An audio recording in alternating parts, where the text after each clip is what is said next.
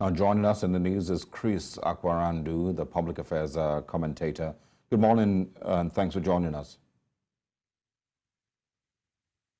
Yeah, good morning. It's a pleasure to be here. Great to have you. Let's get your reaction, first of all, to the president's address. Many have said that, it doesn't show that he understands what Nigerians are going through. Same with Professor Wole Soyinka and many other, commentators. Do you agree with, those thoughts? Well, first of all, we need to understand who he was addressing. He was addressing his satellite supporters. He was addressing those who could take a bullet for him. He was addressing those who could die for him. So, in effect, he was telling them, look, these are the things I am trying to do. These are the things I'm doing. The others don't understand what I'm doing. So I want you people to stay there, to support me so that I can go on doing what I promised I was going to do. Secondly, if you go back to old speeches of various leaders from Shagari after the Matasine riots to Babangida after the June 12th annulment, to Abdusalam Abubakar, to Goodluck Jonathan after the 2012, you can see they tell people these are the things I feel, this is the way I feel about it. It doesn't really matter how you feel about it. 3, it's also very important for us to ask ourselves, who listened to the speech?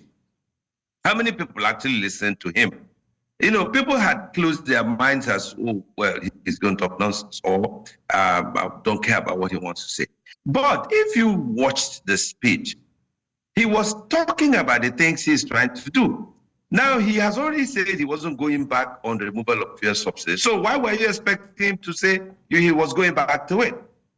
He had already said, look, I'm addressing hunger. I have opened the borders for 150 days. I've removed duty for importation of food items and medicines. So what were you expecting him to say anyway? What? Yeah. Good question. But, he also called for a dialogue. He asked that the leaders of the protest should come forward for dialogue. So, has he done enough or said enough for us to get to the stage of dialogue at this point? Yeah, but who is he dialoguing with? Who are the leaders of the protests? Civil society is not leading.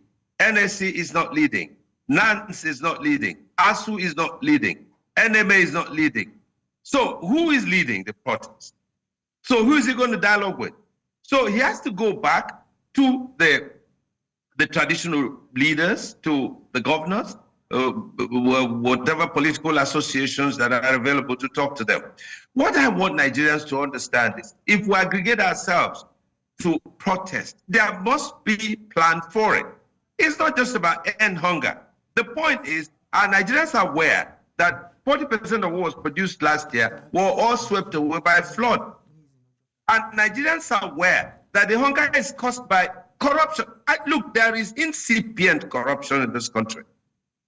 Do you know that the MDAs, ministries, departments, and agencies are not happy because their fuel supply for bribery is also being shut down? Okay, so there are a lot of things going on. Are we asking ourselves what we are doing as a people? If the president says, I've removed fuel subsidy, shouldn't we tell him to put that subsidy in agricultural production? How can you have a country that can't feed itself?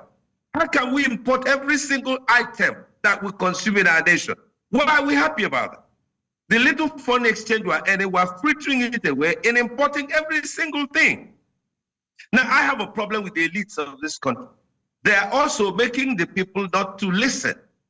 This is a country where people they've made up their minds that, look, this is where we're going. Are you asking yourself that as you cheat where you are, as you do everything wrong against the constitution of this country where you are, that you are also impinging on the rights of other citizens of the country? That's what my problem is. I listened to the president. In fact, let me tell you, I expected him to address the country on the 31st before the 1st. But he didn't do that because he didn't want to bother himself, because he feels, oh, I'm doing something about it. His friends, probably his wife and his close associates would have told him, oh, talk to these people. And he comes out to say, okay, aren't you people seeing the things I'm doing? Aren't you feeling the things I'm doing? Can't you give me a little chance to achieve what I want to achieve? Yeah. That's the essence of that speech. So even if you get angry from now till tomorrow, he does not care about what you are thinking. The point is, he feels that in the next couple of months, he's going to achieve what he wants to achieve, and he says, wait and see. All That's what I understood from the speech. Quickly, what do you think should happen, I mean, if the protests get to the 10 days that they were originally scheduled to run for, what happens post those 10 days if the president maybe doesn't return to once again address Nigerians, or doesn't do anything to address the demands of the protesters? Would you expect that protests will continue, or do you expect Nigerians to simply go back and say to themselves that they've achieved what they wanted to set out to achieve, which is to protest for 10 days, even if the Nigerian president didn't make any changes?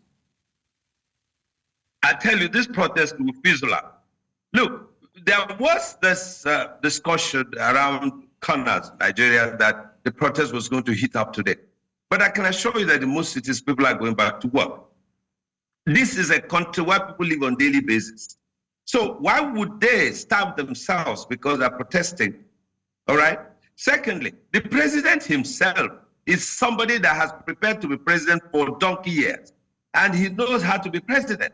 He has already gotten around the country giving people things. So, look, my friends, go and make sure that this thing doesn't continue. Now, there's also another problem, which is very bad.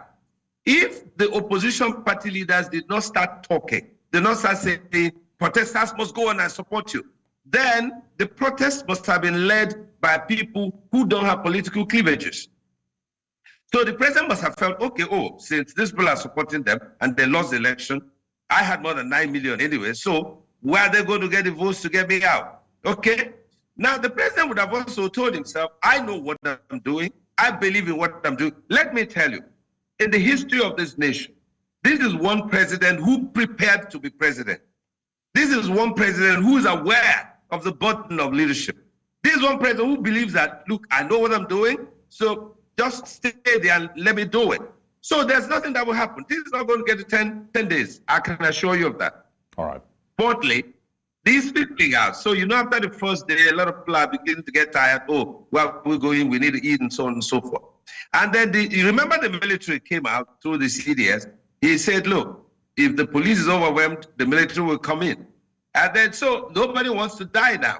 Yeah. And then in some parts of the country, people are not participating in this.